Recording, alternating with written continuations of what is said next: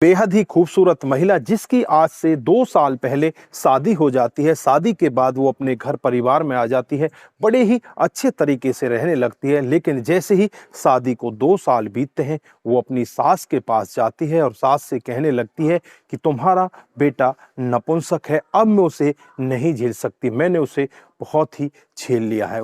उसके बाद सास के पैरों तले भी जमीन खिसक जाती है। सास अपनी मान मर्यादा को रखने के लिए उसे चुपचाप वहां से जाने देती है और सास के अकाउंट से वो 3 लाख रुपए की नकदी भी निकाल कर ले जाती है।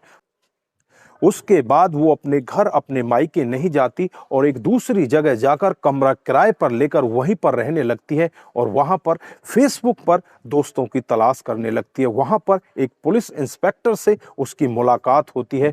मुलाकात के बाद दोनों नजदीकियों में आते हैं और एक दूसरे के साथ मंदिर में शादी कर लेते हैं। कुछ ही दिन का समय बीतता है और यहाँ पर भी होता है इतना बड़ा कांड। अगर आप भी पूरा मामला जानोगे तो एक बार के लिए सोचने के लिए मजबूर हो सकते हो कि आखिरकार पुलिस वाला ऐसे कैसे फंस गया। आइए दोस्तों जानते हैं पूरा मामला क्या था।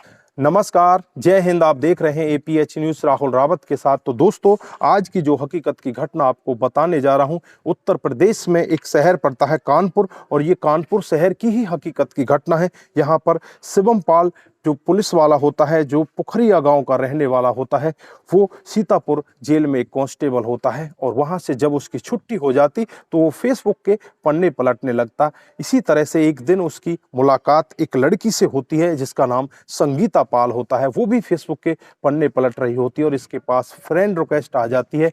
फ्रेंड रिक्वेस्ट को ये पुलिस वाला एक्सेप्ट कर लेता है। इधर जो महिला होती है वो भी इसकी प्रोफाइल को खंगाल कर देखती है कि पुलिस वाला है। उसके बाद इन दोनों की नजदीकियां बढ़ने लगती हैं। धीरे धीरे आपस में एक दूसरे के साथ बातचीत होने लगती है। जो संगीता पाल होती है वो भी कानपुर में ही रहती है।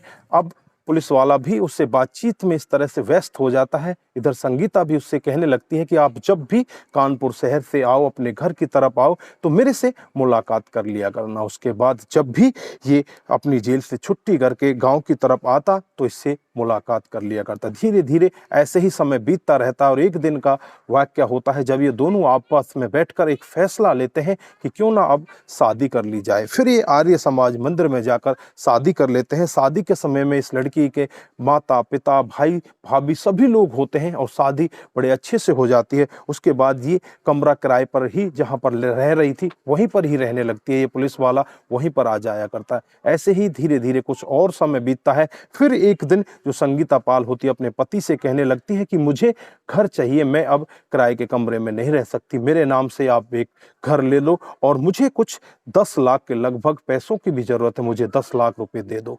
यहाँ पर जो पुलिस वाला होता है वो सोचने के लिए मजबूर हो जाता है कि आखिरकार ये कह क्या रही है। यहाँ पर जो संगीता पाल होती है वो कहती है कि स्काइप के जरिए मैंने तुम्हारा वीडियो उतार लिया है, जब भी हमने आपस में संबंध बनाए हैं तब के सारे वीडियो मेरे पास हैं। अगर तूने ये पैसा मुझे नहीं दिया, मेरे लिए घर नहीं लिया, तो मैं तुझे बर्बाद कर दूंगी, तेरा ये वीडियो, ये फोटोग्राफ सोशल मीडिया पर वायरल कर दूंगी। अब ये बहुत ही ज्यादा घबराने लगता है और इस लड़की के माता पिता के पास जाकर पहुंचता है। उनसे कहता है कि तुम्हारी लड़की आखिरकार ऐसा कैसे कह सकती है, मेरे पास इतने पैसे नहीं है, मेरी ड्यूटी से मुझे इतना पैसा नहीं मिल पाता। लेकिन यहाँ पर जो घर वाले होते हैं वो भी यही कहते हैं कि तुम्हें वही करना होगा जो वो लड़की कह रही है। अब ये लड़का जो पुलिस में होता है शिवम पाल, वो बहुत ज्यादा परेशान हो जाता है। परेशान होकर अपने बड़े अधिकारियों से बातचीत करता है कि साहब, इस तरह से मैं एक बहुत बड़े उलझन में फंस चुका हूं, मुझे इससे कैसे छुटकारा मिलेगा। जो इसके अधिकारी होते हैं वो इससे कहते हैं कि तुझे घबराने की जरूरत नहीं है। जो कल्याणपुरी थाना है उसमें जो एसएचओ हैं धनंजय पांडे जी, वो बहुत ही अच्छे आदमी हैं, तुम उनके पास जाओ और उन्हें सारा मामला बताओ। उसके बाद ये शिवम पाल नजदीक में ही उस धनंजय पांडे एसएचओ साहब के पास पहुंच जाता है और वहां जाकर एसएचओ साहब को पूरी व्याथा बताता है और बताता है कि साहब, इस तरह से मुझे फंसाया गया है और इस तरह से मुझे ब्लैकमेल किया जा रहा है। उसके बाद धनंजय पांडे पूरी जानकारी में लग जाते हैं और जानकारी जब जुटाते हैं तो एक और बहुत मोटा खुलासा होता है।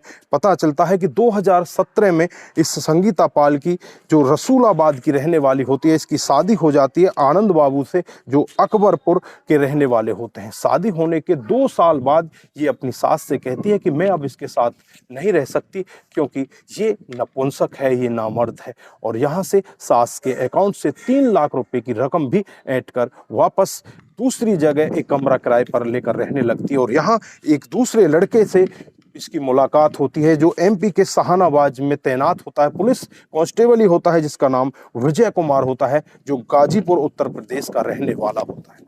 यानी कि यहाँ भी इसने पुलिस वाले को ही फंसाया था। पुलिस वाले के साथ फेसबुक पर दोस्ती होती है और दोस्ती प्यार में बदल जाती है, फिर एक दूसरे के साथ संबंधों में आ जाते हैं।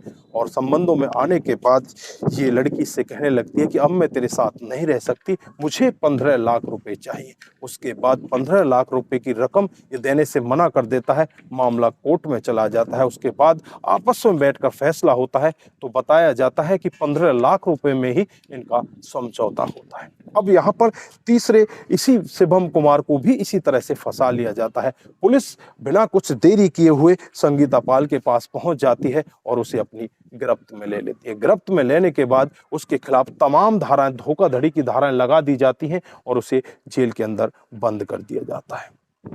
तो दोस्तों, इस घटनाक्रम से आप लोगों को बहुत ज़्यादा सीखने की ज़रूरत है कि पुलिस वाले जो कि सबकी रक्षा करते हैं, वो भी इस तरह से फंस जाते हैं तो आम लोगों का क्या होगा। तो दोस्तों, अपने आप को सुरक्षित रखने की बहुत ज़्यादा ज़रूरत है और ऐसे लोगों से बचने की बहुत ज़्यादा ज़रूरत है। दोस्तों, जैसे ही पुलिस वाले जो ड्यूटी से थोड़ी देर के लिए फ्री होते हैं, वो फेसबुक पर पन्ने बदलने लगते हैं और खूबसूरत महिला को देखकर उसके ऊपर वो भी दीवाने हो जाते हैं। जैसे यहाँ पर दो पुलिस वाले दीवाने हो जाते हैं। और उनके साथ में इस लड़की ने क्या किया, इनसे इस तरह से पैसे ऐंठने चाहे, तो ऐसी घटना के बारे में आपकी क्या राय है? ऐसी औरत के बारे में आपकी क्या राय है? आप क्या कहना चाहते हैं? आपकी जो भी राय है एक बार कमेंट बॉक्स में जरूर दीजिएगा। दोस्तों, फिलहाल पुलिस और जांच पड़ताल में लग रही है कि इसके साथ कोई और भी लोग ज्यादा तो शामिल नहीं है, कोई और भी इसका साथ तो नहीं दे रहा, और इसमें इसने कितने लोगों को पहले भी फंसाया होगा, वो सब पुलिस अभी जांच पड़ताल कर रही है। फिलहाल 2-3 केस तो यहाँ पर उजागर हो जाते हैं। तो दोस्तों, आज के लिए बस इतना ही। फिर मिलते हैं किसी नए मूड के साथ। तब तक के लिए आप अपना ख्याल रखें, अपने परिवार का ख्याल रखें, सतर्क रहें, सावधान रहें और ऐसे क्राइम को अपने आसपास ना होने दें। नमस्कार, जय हिंद, जय भारत।